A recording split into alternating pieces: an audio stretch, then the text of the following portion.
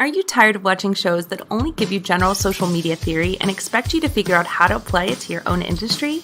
Join us for this week's episode of Social Chatter, the industry's longest-running social media marketing news talk show.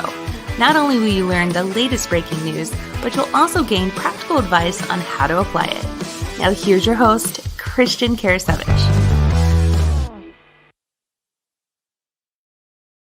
Welcome everyone to episode 290 of Social Chatter, your weekly social media marketing news talk show. We have an exciting show for you this week. We're going to be talking about Twitter Spaces, and you probably have heard, I think this has been going on for, at least 4 to 6 months. You had Clubhouse, and then you had, all these other platforms. Oh, Facebook's going to get into it, and Reddit's going to get into it, and Spotify, and Twitter. And then you had people say, well, hey, I've got access to Twitter Spaces. And then you had a lot of people that were like, well, I don't know what these colors are that are showing up on my, on all these different profile icons on Twitter. And so the good news is you now should have access to Twitter Spaces, at least most of you. So I'm excited to bring on my co-host, Sarah Monroe, to tell you more about our guest this week. Sarah, it's good to have you back. Hey, thanks. And happy May. Yes. 290, new month. Yep. New month, new social media content you need to be creating, right? Exactly. Yeah. If you have been hiding from audio, you can't anymore because Twitter is in the game. Definitely. Yeah. This is a really cool topic, by the way. But before we get to that, can you tell our viewers about our guest this week? Yeah, so our guest this week is Valerie Morris. She is the author of We're All Ears. She is a content marketing expert. And I'm going to let Valerie tell us a little bit more about her background and how she defines content marketing. Fantastic. So let's go and bring on Valerie and let you all get to meet her. Valerie, thanks a lot for joining us for Social Chatter. Hey, good morning. Thanks so much for having me. Anytime. So did Sarah get it all right about you? Is there anything you want to add to that? Yeah, I live and breathe in the world of content marketing. And really, when it comes to content marketing, it's all about creating authority and letting people learn to trust you from providing them strategic content.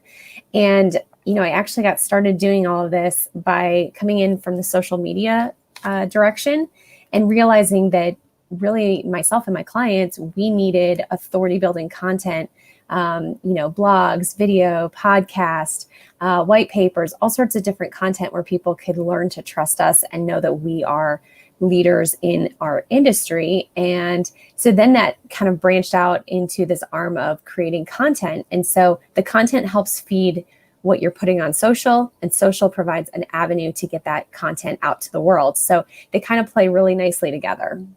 So I got to say this, and I like the point you just made, which is you create the content and you put it out on social media. A lot of people take the complete opposite approach and they put everything on social media and they think that social media is what drives all of that. And it's like, no, it's not. Like, it's the exact opposite. You need to be building your own home base on something you own and using social media as a vehicle. And it's one vehicle of many. Yep. To be able to get that content out there. So exactly. This is going to be really awesome. I mean, and by the way, feel free to add, when we're talking about these topics, feel free to add your own content spend to this. And so we got a couple questions for Valerie. We're going to talk to her in a little bit, but I want to talk about Twitter Spaces first. I'm going to turn it back over to Sarah.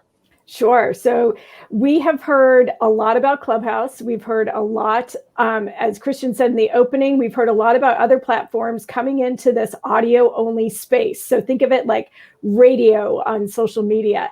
And Twitter is finally here. They have been teasing it a little bit. If you're like me, there's been a few times you've logged into Twitter on your phone and you've seen, do you want the mic? And I'm thinking, what is this? So a lot of us, I think, we're little beta testers without really knowing this, but now it's here. So if you have more than 600 followers on your Twitter account, which, let's be honest, getting 600 followers is pretty easy. I rarely tweet and I have 600 followers. So what it allows you to do is set up audio rooms. And Christian is going to run through, this is Twitter's announcement of Spaces with all of the details on it. And I have to say, they are rolling this out with all of the features working. which is a little unusual when we've been talking about audio rooms, right? Lately, the last few months, people are saying, well, we're trying this piece, we're trying that piece. And Twitter is saying, no, here it is. Here's what a space is. You can have an audio room up to 11 speakers. I think you can bring in as speakers. What's great is your followers know about you, know that this is happening.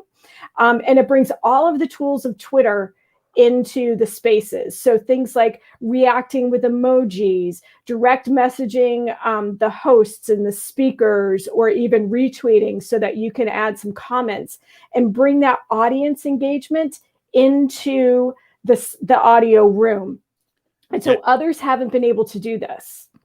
Definitely. Yeah. And this is gonna be really cool. And I do want to bring up my demo here. So I've got my phone here, by the way. And I will say, I want to talk about that 600 follower limit real quick. So I have a couple of different accounts. I've got one that has almost like 8,000 to 9,000 Twitter followers. And I've got another account that has over 1,000, and the over 1,000 account does not have Twitter Spaces yet.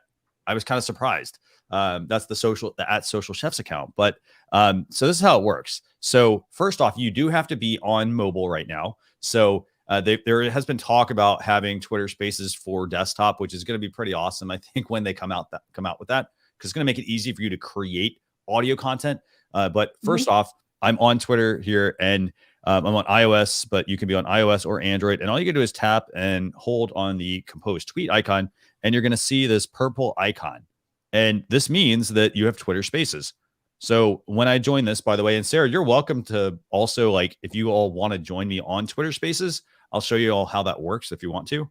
You literally just go to my Twitter profile and you should see the space once it gets created. So we're going to call this test space. So very Christian, remind us what your handle is on Twitter so we can do that. Sure. So it's at CKROKS. So I was working, it's funny, I was working on with somebody on Green Rocks actually project back in the day with like Russell Simmons and whatnot. And that's kind of how I came up with my Twitter handle. So it's pretty cool. So basically, this is how you start your space. It's going to connect me to my space. And there may be some audio feedback here in a second. It's going to connect me. Hopefully this is going to actually work. Right. And purple is the highlight color for Twitter Spaces. So people should know that. And I'm waiting. What we should be seeing as Twitter users is that your profile picture should get a purple ring around it, which isn't happening on your profile. But let me see if it's at the top of my feed, because you're supposed to show up at the top of my feed too. Yeah. And I will say, while we're doing this, I'm going to just talk about like just kind of this interface. So for starters, as you can see, it's very easy to end. I will say this, I'm going to sort of bash Clubhouse a little bit. If you go on Clubhouse, if you've ever been in Clubhouse and you want to leave a Clubhouse, it's sort of awkward because it's like, oh, you can leave quietly, but how do you actually end it? And the way you end it is just leaving. So in this case, they're making it very obvious. There's an end button over here on the right-hand side here. You obviously will have all the people that are there for the space. In this case, it's just myself. Sarah just joined, for example, as a listener. I can easily just tap on her here and I can learn more about who is in my space. I can follow her, for example. I can easily just direct message her. I can invite her to speak. We can remove her. We can block them. We can report them. So there's lots of really cool utility there. Valerie, I don't know if you're on Twitter, if you feel like joining, you're welcome to. Yeah, I'm searching right now. So far, none of my profiles actually have access, which is very interesting because all of them have over 600. Yeah, it's followers. weird. It's weird. Like, I mean, I have friends that have like, the same number of followers I've had. They got Twitter Spaces early, but this is really cool. So you've got the ability to like choose who can speak. There's also captioning as well. So it's going to do captions on your Twitter Spaces. There's also sound effects as well. And I'll get to those here in a second. So there we go. So here we go. We've got, so basically, again, I can bring in Valerie and we can invite her to speak. And I think at this point, she's probably going to get a prompt on her phone, I'm guessing. I did. Yep. Yeah. Look at this. So we may get a little audio muting or here. I'll mute you on. It actually tells you when you come in as a listener that your mic is automatically off. Awesome. That's very awesome. Yeah. So look at this. What I'm really loving is just, it's very intuitive with how they're kind of introducing you to the features. Yeah. This is pretty amazing. And then the other cool thing, though, I think about Twitter Spaces is that this ties into your followers that you've already been building over the years on Twitter, hopefully. And then on top of that, you can be tweeting while you're doing Twitter Spaces versus, you know, you go to some of these other platforms like Clubhouse, you've got to build an audience. And that to me is like a huge, huge, huge difference there. Let's see who else is joining. So I just Sarah, requested to join. Yeah. I request to speak. And it's cool. So look at this. So here's the other great thing. Like you don't have to fumble around. You can have up to 10, 11 people here. And then you can choose, you know, who like, is somebody a listener? Are they a speaker? So you can easily add speakers, or in this case, I can just approve her. So now she would be connected to speak. So it's pretty neat overall. The other things also I kind of want to highlight here. So we've got the ability in this point to go in and see who all's in the room, add speakers and move people around. We have the ability to also go in and throw some, like instead of doing the awkward, like, you know, let me double tap my microphone and let people know like I'm applauding. That was like the Clubhouse way to applaud. I can now, you know, do, you know, stuff like this. So it's really neat. And then also there's options to invite via direct message, share via tweet, and obviously copy the link. And it looks like, oh, we got Melanie here as well. Very cool. So yeah. Right. It is very cool, and it's very easy to share this out too. That little up arrow, you can direct message. Yeah.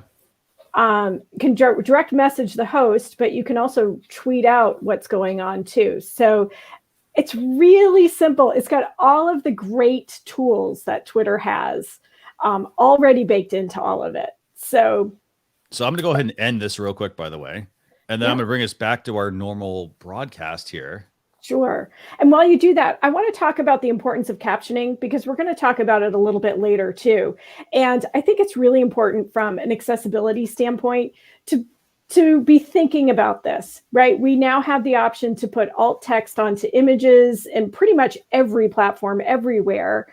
And captioning is really that next frontier. And it has been difficult. Right. It's been difficult for users to put them into YouTube videos, into all kinds of other content. And when we really want to be open and accessible and equitable to everybody, captioning really makes a difference. And I say this I had probably the best intern that I've ever worked with, was hearing impaired. And it's funny because a few weeks ago, she posted asking a question, what's the big deal about podcasting? And if you think about it, someone who's hearing impaired can't get into this realm of audio only content. And it's great to see that Twitter is really taking a step forward in doing it right from the beginning. And by the way, I want to bring up a quick comment from Melanie, who's viewing here. She says, seriously, the only time I log into Twitter is when you guys talk about new features. Melanie, I'm there with you. I gotta say, okay, so what do you all think from a business perspective? Do you think that do you think businesses should jump into this? Like if, for example, if they've never used, because Twitter has always been one of those areas where over time it's gotten associated with just spam, even though there's a lot of usefulness there. But what do you think, Valerie? You know, I actually was part of a book launch last month, and part of how they promoted it was they did a giant Twitter chat. Okay. And they're in the mental health space, and the Twitter chat, the woman who organized it, she does a Twitter chat every month, and it's very successful for her. So I could see how taking the Twitter chat kind of to the next level has a lot of potential when it comes to spaces like this. So, you know, it's kind of taking that, because Twitter chats, I mean, if you're looking for kind of those specialized topics, Twitter chats are still really highly effective. So I could see how this would be really easy. And I do love the fact that, you know, you still have all of Twitter's interface to play with, as well as the audio. So I do think it could be really strategic. Again, I think you're right with the spam. I mean, there's just some industries where Twitter is just overwhelming.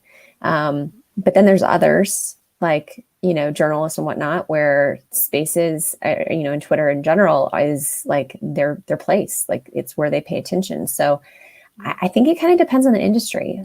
Right. Yeah, go ahead, Sarah. And I have to say,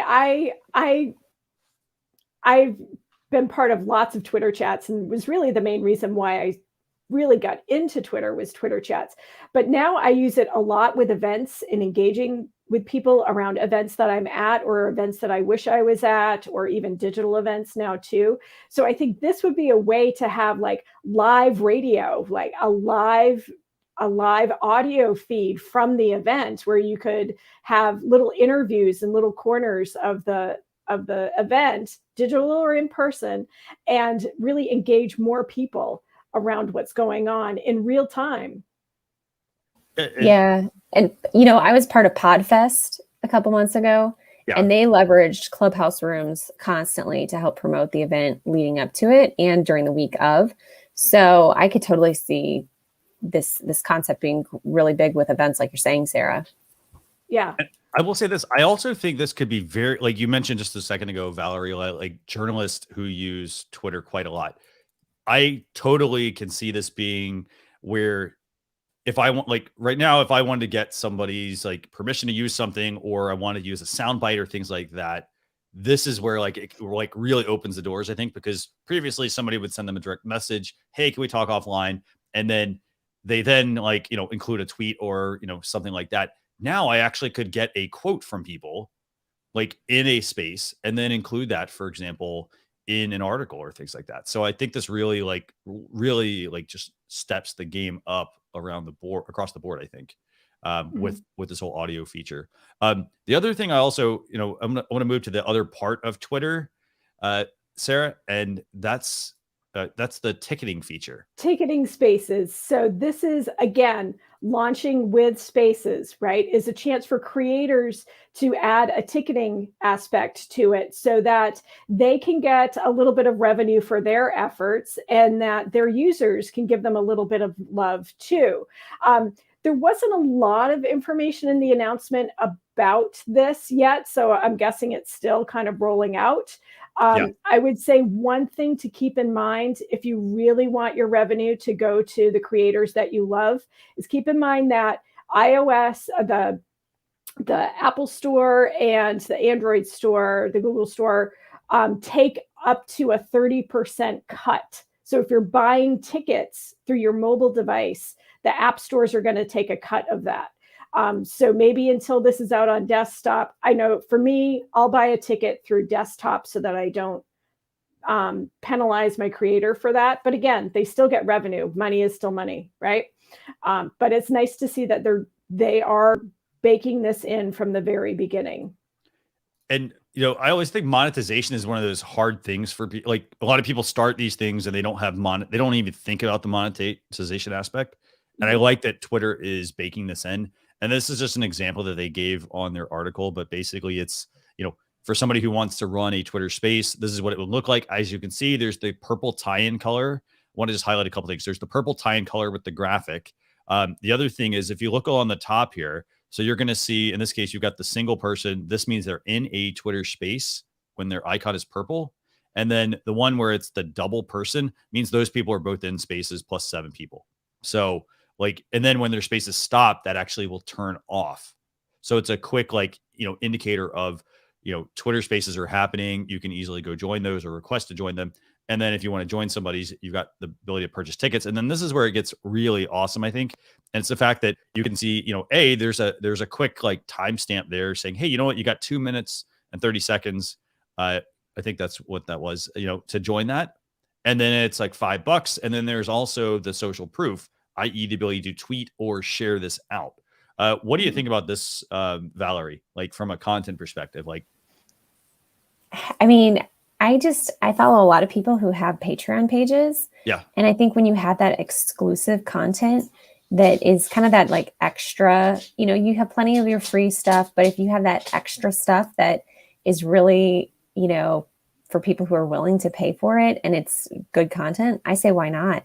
I think it's a great avenue. And especially on a place like Twitter where, you might have thousands of followers or hundreds of followers or whatever. But you might have more followers there than know about maybe some of your other stuff if you do have a Patreon page. So I do think the discoverability aspect is really an engaging thing. And, when it comes to special events and things like that, there can be some really interesting things that come out of kind of this paid gated side of spaces. So I could see kind of that exclusive, extra special part of an event being that paid thing, or, some really, I don't know, I could start seeing celebrities doing some fun things with this, where it's like you get to kind of hang out with, Taylor Swift or whoever, that could be kind of a fun thing while you're watching, the Grammys. So I could see people doing some fun, creative things with it. Definitely. Yeah. And I like your point there. I mean, about like this potentially gives us the opportunity to have like lots of really awesome exclusive content. Like one thing that comes to mind, if I'm, for example, if I'm a celebrity, for example, instead of doing like is it OnlyFans or what's the Cameo? Actually, sorry, wrong service there. Cameo, the one where you can like pay somebody to do like a shout out to you. I could see this being something that easily gets rolled into Twitter. Like, why would they go use another third-party service when they can stick to Twitter? They can charge fans, $5, for example, and then they easily can rake in quite a bit of money there, actually. So I love the idea of this, just, even the ticketed feature. I mean, that's pretty cool. So, again, I didn't have it. I don't know. Did you happen to have it, Sarah?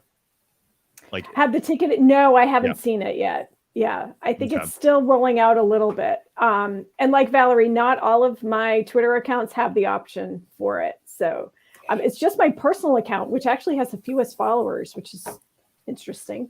It's interesting. Once I joined Christian's space just now, a few minutes ago. Yeah. Now, when I go on and look, I have the ability to start a room myself. So cool. Okay. Well, there you go. There you go. So maybe if you don't happen to have Twitter Spaces, you can go and check out, I'm happy to start one to help you out if that gives you that push to be able to use Twitter Spaces. But This is awesome. So is there anything else you want to add about Twitter Spaces, or do we want to move on to the next topic, Sarah? I would just say one little recap. If people are just joining us or still trying to figure it out, hold that compose button and that little purple circle should show up if you have it. Awesome. Anything else you want to add, Valerie? I've said this about a lot of different features like this that roll out on social platforms. We often say that like following shiny objects can be a bad thing. Mm-hmm. But what I've noticed when platforms roll out new features like this that are pretty significant, like a new way to create content on their platform, they often reward you with more organic traction. So if you're frustrated with the fact that like you haven't been getting your tweets noticed, maybe play around with Spaces and see if your follower count and your engagement on your profile goes up, because I would bet money it probably does. So I've seen this happen on Instagram. I've seen it happen on LinkedIn, Facebook. When the new stuff rolls out, play with it because they want you to use their new features. Right. And don't be afraid to do it too. Right. I've been using Clubhouse for about 4 months, I want to say. And I follow Mitch Joel. I think he's awesome. I saw his name pop up. So I opened up the room and he said, we're just testing this. We have nothing planned this afternoon. We're just testing it to see how it works. So even the big creators are out there testing these things, and their audience appreciates it and is right there with them, figuring it out. And Valerie, you got a couple of fans here. So Sarah, she agrees with your comment about like using the feature that rewards you. Yeah. And also she also has Spaces now because she joined our space. So that's Sweet. pretty cool, actually. So very cool, actually. Awesome. So what's topic 2, Sarah? So topic 2, we're going to stay on Twitter. Topic 2 is ticketed spaces. Topic 3 is actually Twitter scroll. So for those keeping up with us, Twitter scroll. So this is going to be a way for you to aggregate news and information on Twitter, making your own little personal newspaper, so to speak.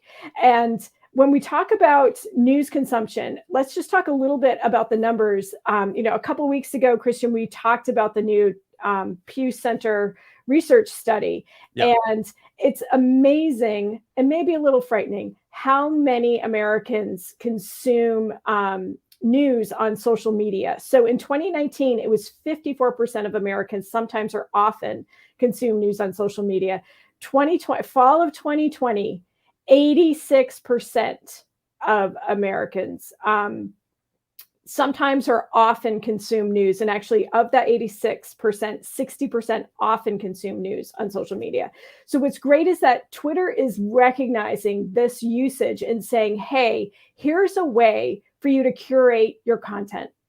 And they're adding a subscription fee. It's going to be a subscription service, but it's going to be pretty fantastic, I have to say.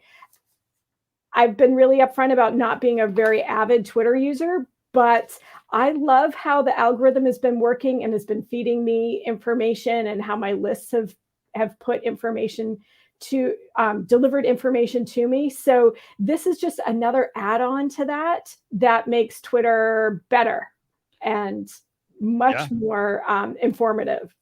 And I want to show you guys what this looks like, by the way, real quick. So Twitter they've actually made a couple of acquisitions in the past few weeks. The first one is this one. Well, sorry. The first one they made was they acquired a company called Review, which allowed you to create news. Let's just piece these together. So they launched Twitter Spaces today. They now acquired a company called Review, which lets you create newsletters from your tweets.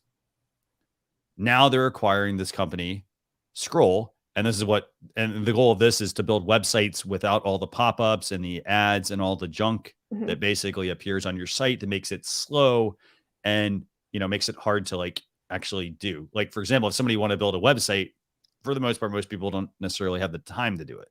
So I love this whole feature set that they're looking to it looks like they're looking to build.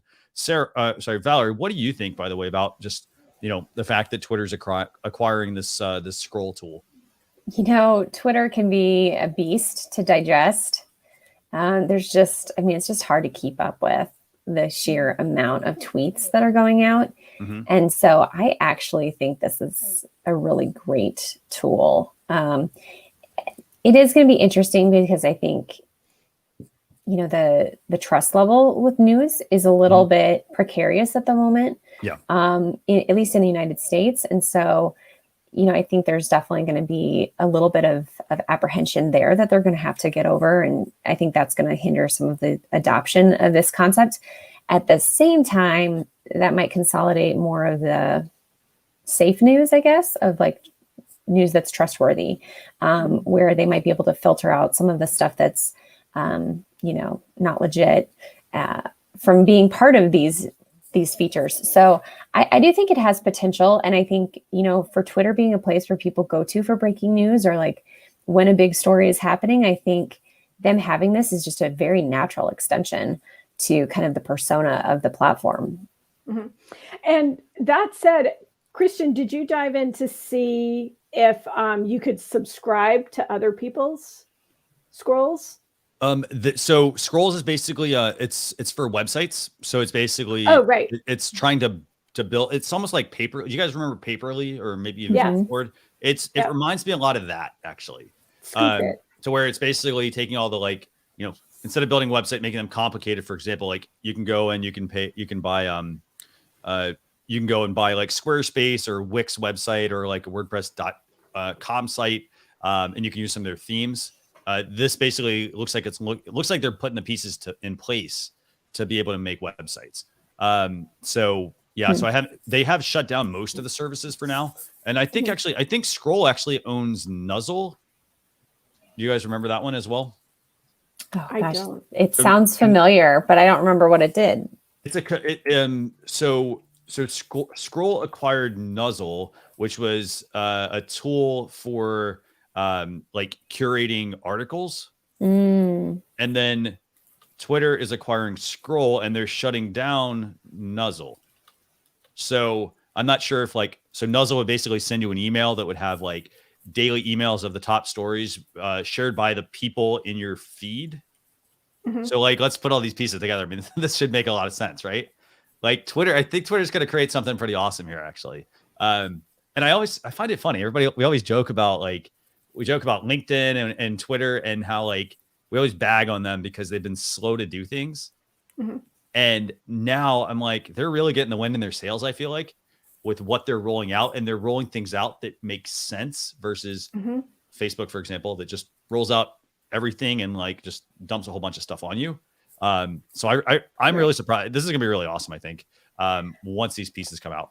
Well, LinkedIn used to do it. Remember those weekly digests that you would get from LinkedIn, from the top people that you engage with or follow, or I just remember those weekly little newspapery things that I would get from LinkedIn. And I miss that.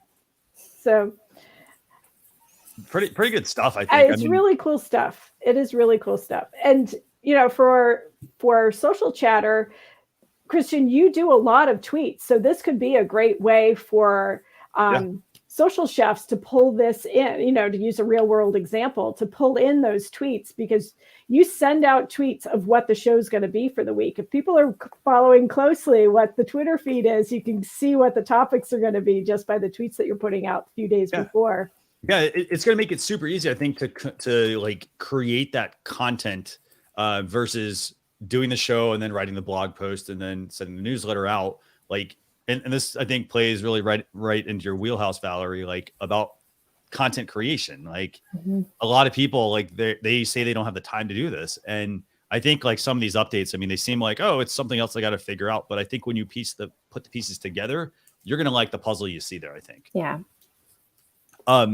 So anything else you want to add about this update from Twitter? I mean, this, again, it's an acquisition. It's going to take a few months to probably get, kind of like, to figure out how it's going to fit back into the whole piece of things. But anything else you want to add about this? I'm excited about it, actually. It's got me excited. All of these announcements from Twitter this week have me excited about Twitter, and that takes a lot. Yeah. By the way, I want to give a couple of quick shout outs here. Letitia, thanks a lot for the super chat. Really enjoy that. And then she also has made a comment. She has a course. She was thinking, and Valerie, feel free to take this. I was thinking about creating a Twitter account for the course to add testimonials and stuff. What do you think? That's actually a good idea. You could almost curate testimonials into like imagine having imagine having testimonials from people and then being able to like curate essentially a website, but have a sort of a testimonial section. That could actually be kind of cool. Yeah, I like that idea. I think it's pretty creative. Yeah, I think anytime you can gather that kind of stuff in a passive way, and like kind of let the tools do the work for you, I say, why not, especially if it's going to live on beyond just like the 24-hour story time span, like if it's something that is going to stick around for a little bit that people could check out later, I think it's worth the shot. Yeah. And one last thing I want to add as well. So I'm going to go back to your journalist comment, Valerie. Yeah. If you're somebody who wants to get leverage and make an impact in your business and you're just doing things, going through the motions, and you're not seeing any results, I would revisit Twitter. And the reason is because journalists are always looking for somebody to feature in their story, right? And if you're not active on the platform, and that's like the well that journalists are going to get that information, then you're not necessarily going to get included in that.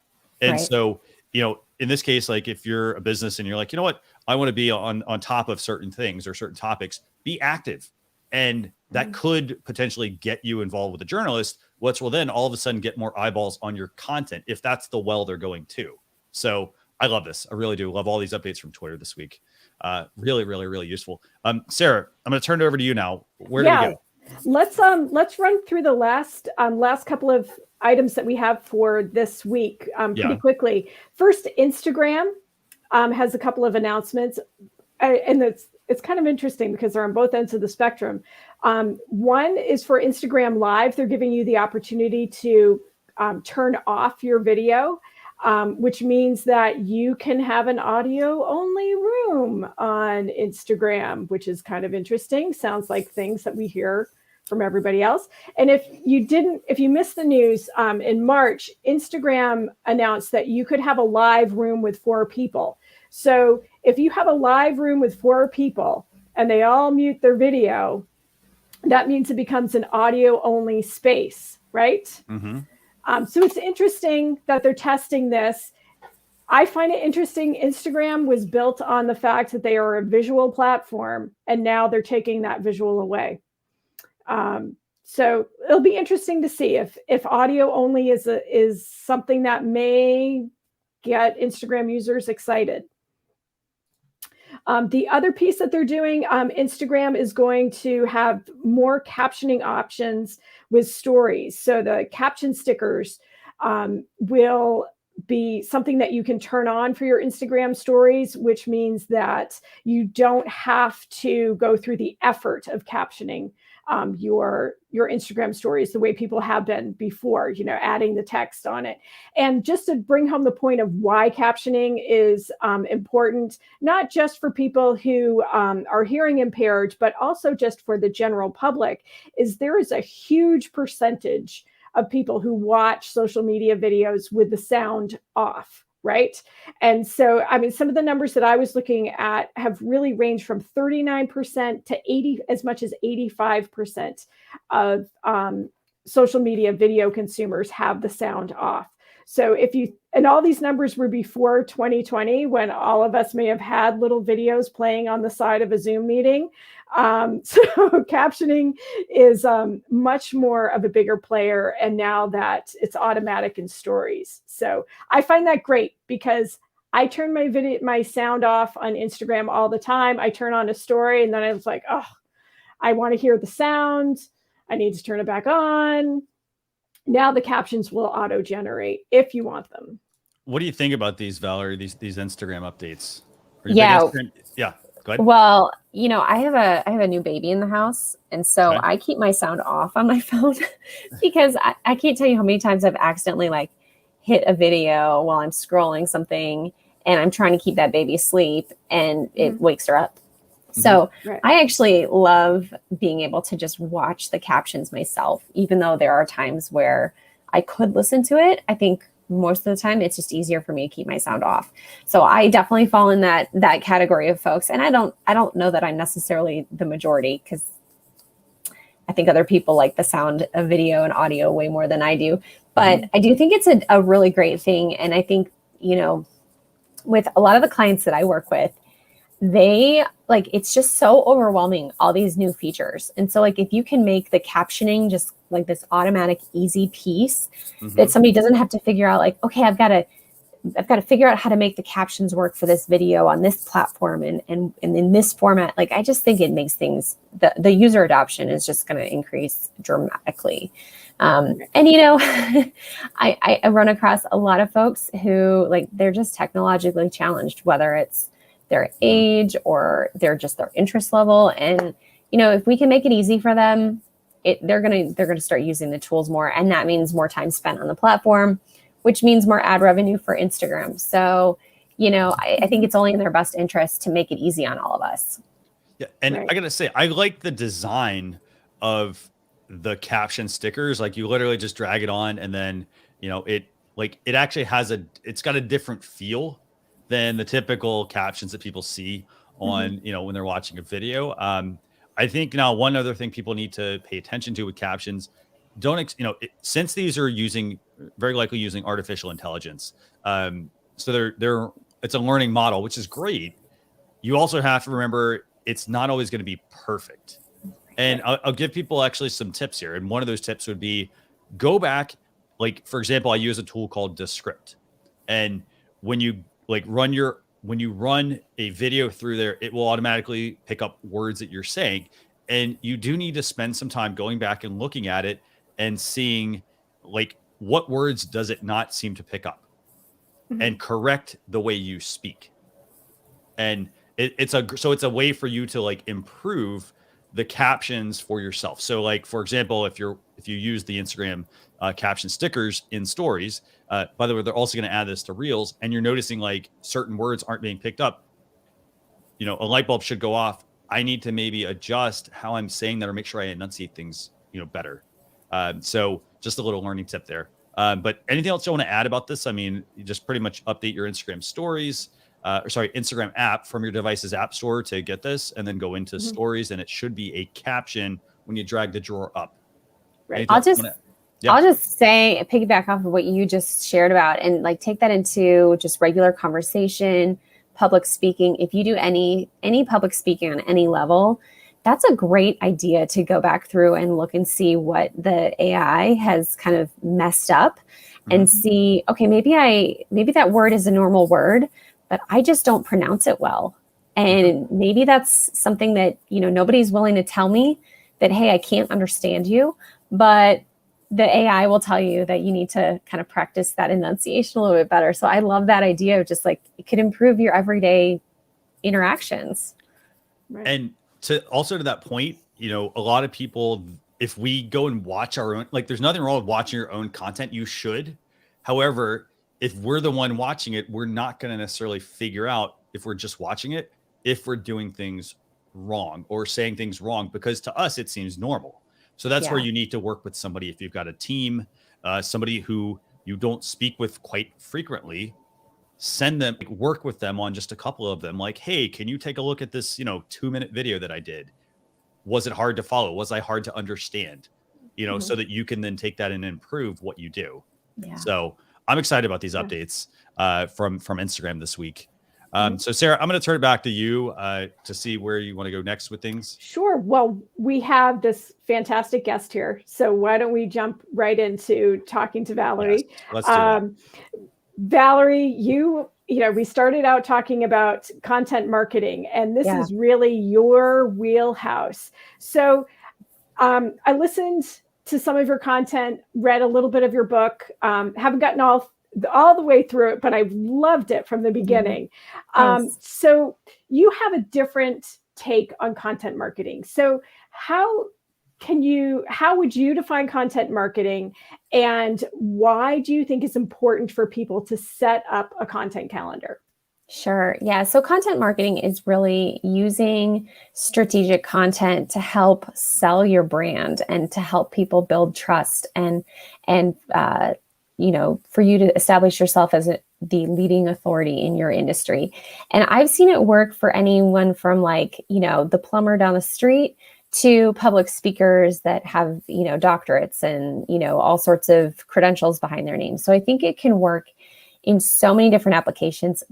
Honestly, I've seen it even work with nonprofits. We were talking about that a little bit here before we started recording, about how nonprofits, they have to tell the story of what they do in order to help sell donors and volunteers to jump on board. And so, content is really a great way where you can passively kind of drip out ideas about who you are, what you know, what you do, so that by the time you have a face-to-face interaction with somebody, they're already at least halfway down the line to being ready to convert to being a donor or buying your product or buying your service.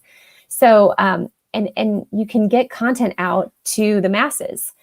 You can create something once and then you can promote it in multiple ways. And I love what we talked about here today because, all of these different new features, they're just new ways to get that original content out to people. So you might make a blog and then you go live on a Twitter space. You promote it on some tweets and it goes out in some of these different applications. You get it, you put it and you go do something on Instagram with it, a week later.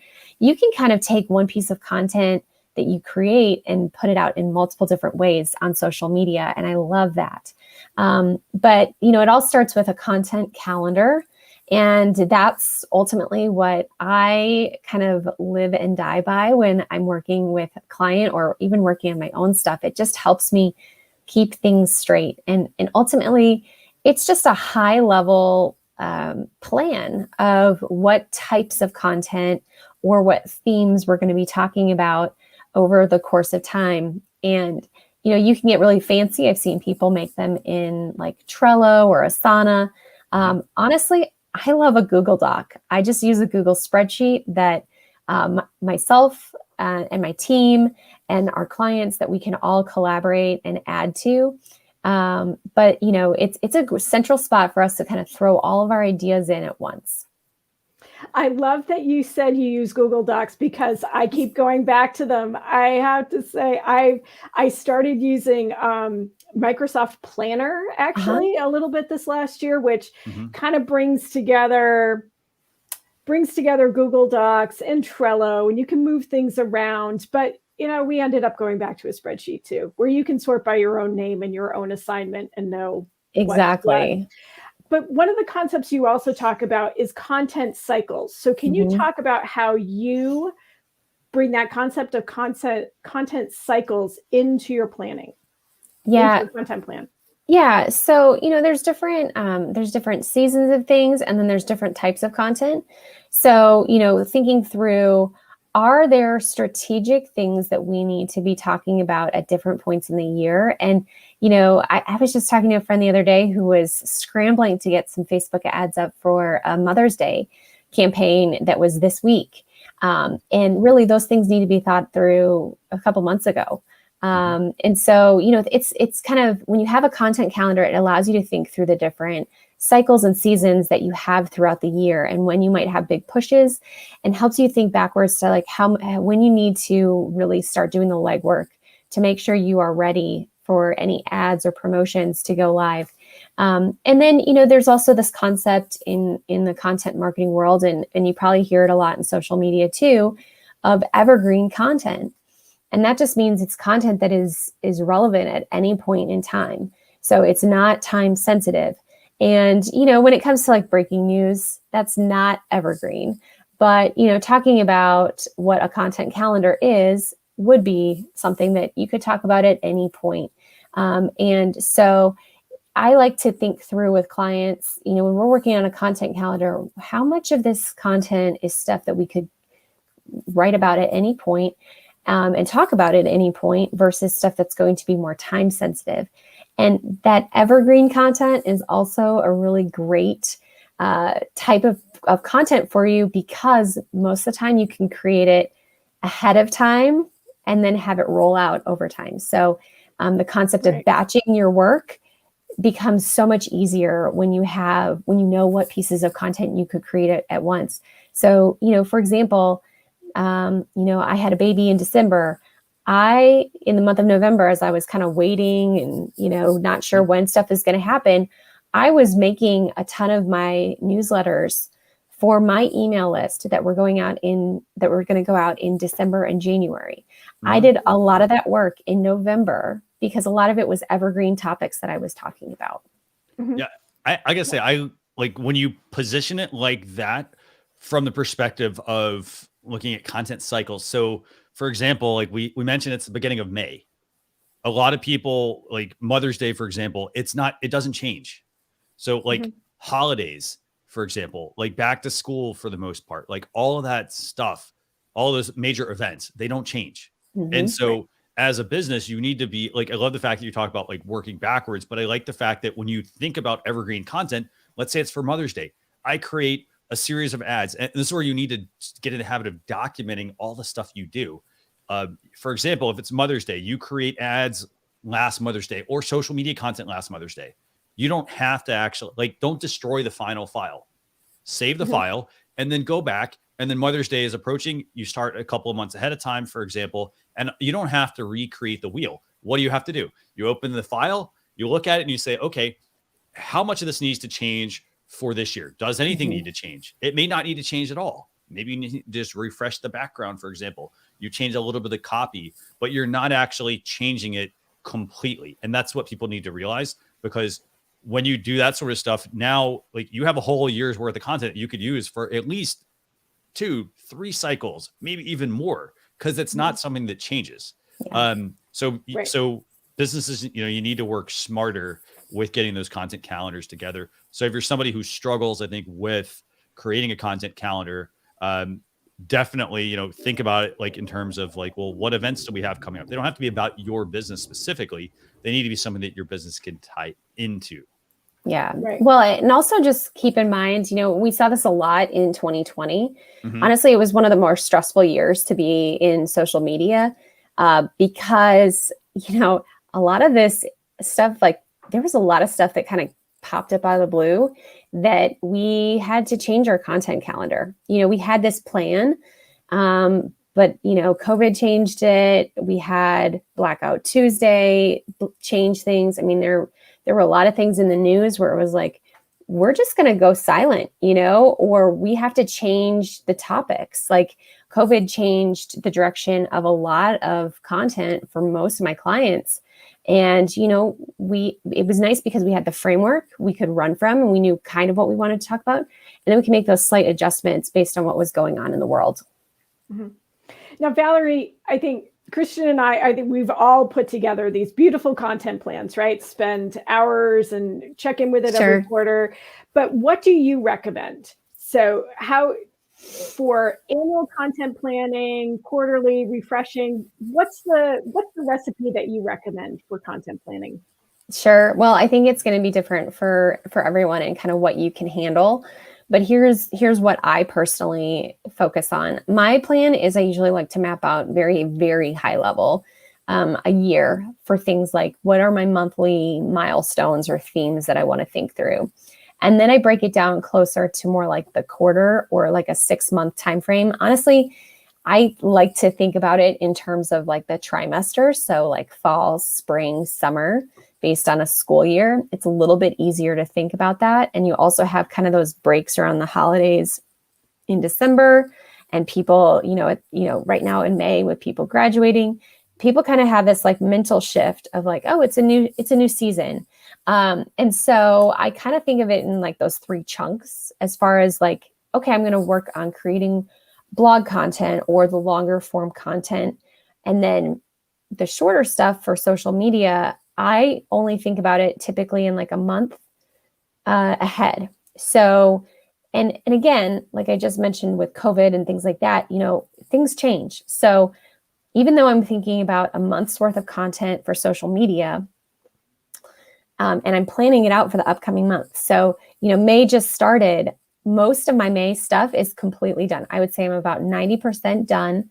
And I have been since about April 20th. But I do that so that when the day comes, if it's just a crazy day, I am okay with things kind of rolling out as they need to. And I have a plan and I'm not caught off guard. But I have enough margin in my day that, let's say something is breaking in my industry, I can shuffle the content around in my plan very easily. And it's okay. And so I think the idea is, a content marketing plan, it's a framework. It's not something that you have to stick to 100%. You can go in and adjust and move things around, and that's okay. It needs to be organic. It needs to be there, but it also, when life throws you curveballs, it's nice because you've already done all the legwork to think about things.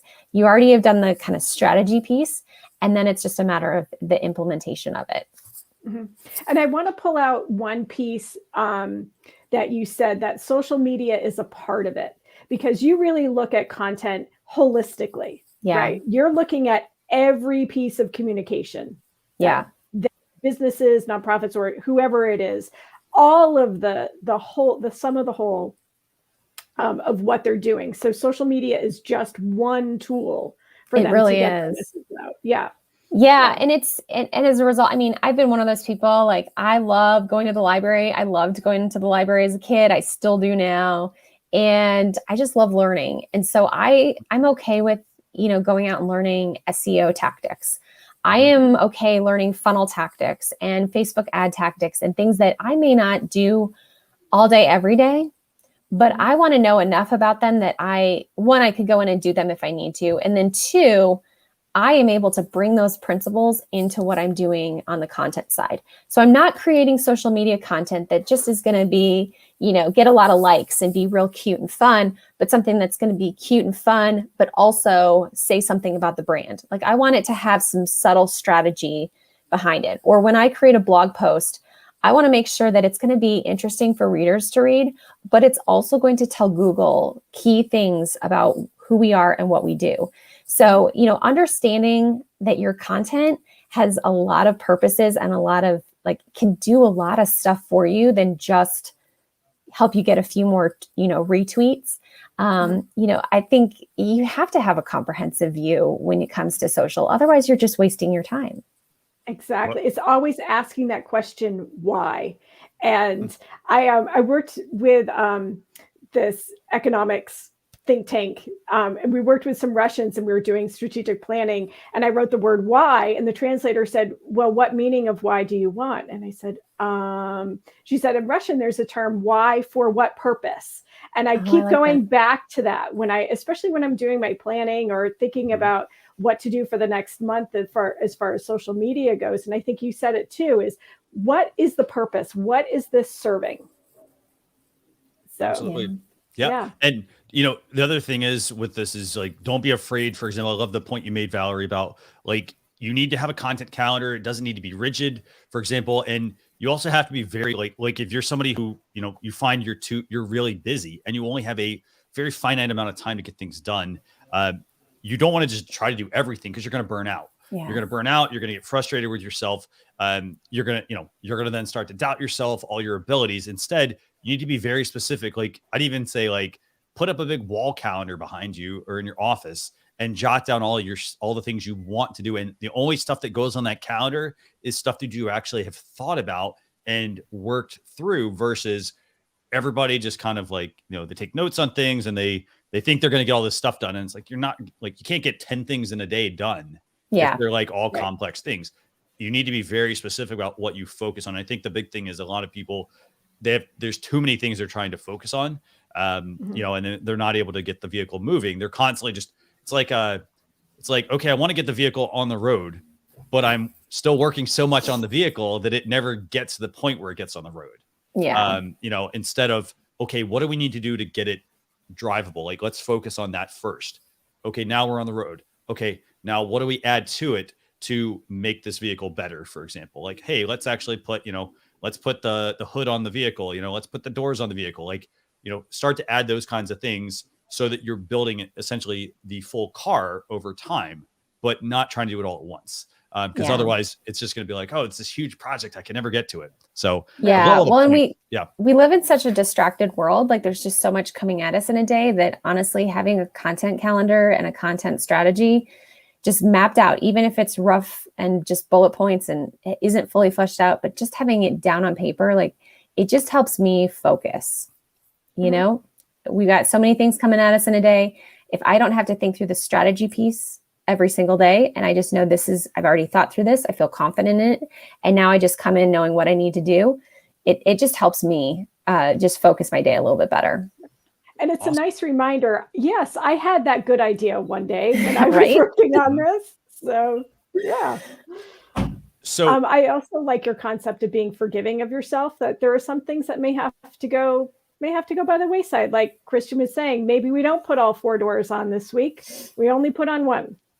So Agreed. And, if you have a rough content calendar, like even if, let's say your business gets out of hand and you fall off the bandwagon, you got to get back on. You can go back and say, okay, well, what part of this content calendar, like, can I just pick up where I had left off? Do I need to go back to where I was seasonally? And you can really just kind of reuse it and jump back into it whenever you need to. And I'd also say one other useful feature, I think. So you mentioned using, you don't have to make this process complicated. You can use Google Docs, you can use Trello, you can use Asana, like you can use more expensive tools, but you want to make it simple. And so one other thing I would also advise, when you're putting this content calendar together, for example, Google Docs has a comments feature. So you can go in and you can like write your calendar up, and then maybe you have a section where afterwards I do a very quick debrief of what worked, what didn't work, and make some notes for yourself so that the next time when you have to go back, you have your notes about, okay, well, this was a pain point last time. How do I avoid that this next time? Yeah. Right. So, awesome. And I start with a white sheet of paper. 3 pieces, I just take. I love it. In July, just put the big stuff there, and then that becomes the spreadsheet. So it's whatever works for people too. Is it sticky notes? Is it colored pens? But not get too caught up in planning to make the plan. Yes. But to actually to implement it too. Yeah. Well, and think through learning styles. Like I learned that I have it right in front of me. I have a written to-do list. I just learned that, we have to, because I'm a kinesthetic learner, I need that handwritten process, but I need this digital spreadsheet later on to keep myself organized long-term. So even though I handwrite a lot of stuff, it goes online so that my whole team, we can all collaborate on it. So. Right.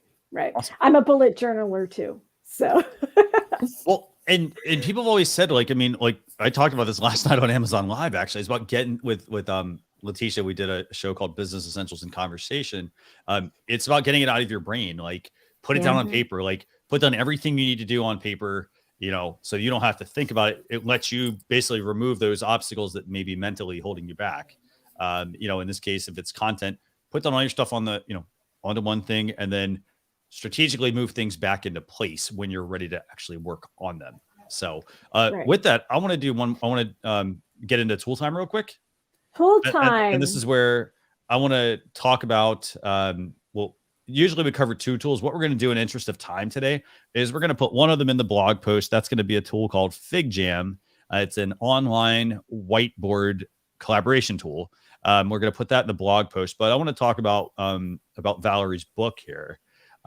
So she's written a book. It's called, Sarah, do you want to actually tell people what it's called? Sure. It's called We're All Ears. And do you have this? I think we have a screenshot of it. Yes. There we go. So Valerie, we loved your book so much that we wanted to make it the tool of the week. Oh, thank you. Because a lot of great examples, great suggestions, different concepts for people to think about marketing in a different way. And you had mentioned before the show, we had talked a little bit about how the nonprofit space calls it storytelling. Yeah. And maybe the business space is much more concrete marketing terms too. Sure. But you have a great touch to this about telling your story, looking at content in a bigger picture, a more holistic way. And so that's why this week's tool is your book. Well, thanks. I appreciate that so much. And the book really it's focused on getting your message out, whether you're a nonprofit or you're in business. And I think ultimately, if you're in business and you're making money from what you offer, I would say for those of us that are successful and last a long time, it's because we truly care about the expertise we have. We know it can benefit other people. And so we really believe that it's important that people hear what we have to say. And honestly, our world is very noisy. So we have to be strategic about how we're getting our message out. Right. And you are really upfront about anybody can be an influencer, right? You don't have to have thousands and thousands of followers and be a big celebrity. Everybody who has a good idea, a good product, something important and valuable to share with the world is an influencer. Yeah, we're all influencing people day in and day out. And I think more and more in our world, it's really important to realize that and to realize that people are paying attention to the things that we're saying, the things that we're posting, the way we're talking about things, the way we're doing things. People are paying attention. And, if you care about how that is coming across, then, it's worth paying attention and being strategic about how you're getting that message out. Definitely. Yeah. And your book, it's $5. There's 3 options. I think you can get the physical, it's sort of 3 options. It's really 2. The physical, you can get the Kindle version for $5, or if you're part of Amazon Kindle Unlimited, I think it's part of that, right? Yep. So if you're part of that, you can get it very easily. Fantastic. Yeah. And so go check that out. I mean, I think the key thing is, for me, at least, that I think is most important about the book is just the fact that, like, we talked about this earlier. If you're doing things and you're not actually seeing results from it, you need to adjust your strategy so that you have an impact when things drop on social media, when you're putting them out, for example, on your blog. If you decide you want to experiment with Twitter Spaces, you want to make sure everything you're doing is moving the needle. And if it's not, don't be afraid to adjust it. That at least is my biggest takeaway, especially from just knowing you and just hearing you talk about content calendars and the importance there. Is there anything else you want to add, Sarah? No, it's been a great session and a pleasure to talk to you and meet you, Valerie. Yeah, thanks so much for having me, guys. I learned a lot from talking to you guys today too. Anytime. So I have a couple questions just real quick question for you, and it's where can people get in touch with you? Yeah, so anywhere online at Tintero Creative. Okay. There aren't many companies out there or people out there using Tintero. So it's like the window tint, Tintero. And then if you want to, come be buddies and hang out, you can check out what me and my husband are doing around our little homestead. We live on 10 acres and we have goats and chickens and bees, and we're doing all sorts of fun things, especially now that it's springtime. And you can find me there at Simple Life Vibes. Very cool. Oh, and great. I want to say, just add a quick point to that. And it's the fact that like you're doing that and you're running an agency, and, it really ties into the importance of content calendar, because when you have a content calendar, you can work ahead. So Yes. you're strategic about what you put out. So this frees you up from being chained to a desk all day. Instead, you're at a desk, but you're also then able to actually make sure you're able to execute faster as well on things. So something. Yeah, and able to go out and enjoy some dirt therapy from time to time. Yeah. I love that. So Sarah, what's the best place for people to get in touch with you? So you can find me across social media at Sarah Monroe VT. Fantastic. Yeah, and I'm Christian. Even Twitter. Yeah, exactly. Go check out Twitter Spaces, by the way. So invite Sarah to Twitter Space, or Valerie. Yeah. And I'm Christian Kosevich, and at Social Chefs on pretty much all the social platforms.